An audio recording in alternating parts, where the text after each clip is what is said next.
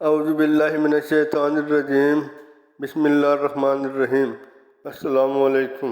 حضرت جابر بن عبداللہ رضی اللہ تعالیٰ عنہ سے روایت ہے، انہوں نے فرمایا نبی کریم صلی اللہ علیہ وآلہ وسلم کی خدمت میں شہد کا ہدیہ پیش کیا گیا۔ آپ صلی اللہ علیہ وآلہ وسلم نے ہمارے درمیان ایک چمچ شہد تقسیم فرمایا۔ میں نے اپنا حصہ لے لیا، پھر عرض کیا اے اللہ کے رسول، مزید ایک چمچ لے لوں؟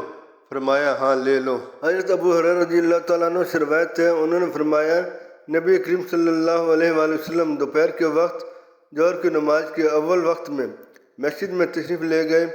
میں بھی اول وقت مسجد میں چلا گیا۔ میں نے نفل نماز پڑھی، پھر بیٹھ گیا۔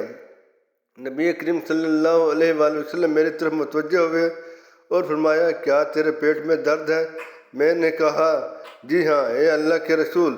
آپ صلی اللہ علیہ وآلہ وسلم نے فرمایا اٹھ کر نماز پڑھ، کیونکہ نماز میں شفا ہے۔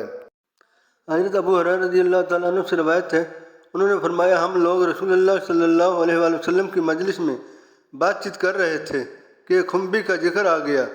بعض حضرات نے کہا یہ تو زمین کی چیچک ہے۔ یہ بات رسول اللہ صلی اللہ علیہ وآلہ وسلم سے عرض کی گئی تو آپ صلی اللہ علیہ وآلہ وسلم نے فرمایا خنبی من کی قسموں میں سے ایک قسم ہے، اور عجوہ کھجور جنت سے ہے، اور وہ زہر سے شفا ہے۔ حضرت ابو سعید خدری اور حضرت جابر بن عبداللہ رضی اللہ تعالیٰ عنہ سے روایت ہے کہ رسول اللہ صلی اللہ علیہ وآلہ وسلم نے فرمایا خنبی من کی قسم سے ہے، اس کا پانی آنکھ کے لیے شفا ہے، عجوہ کھجور جنت سے ہے، اور یہ جن کے اثر سے شفا دیتی ہے۔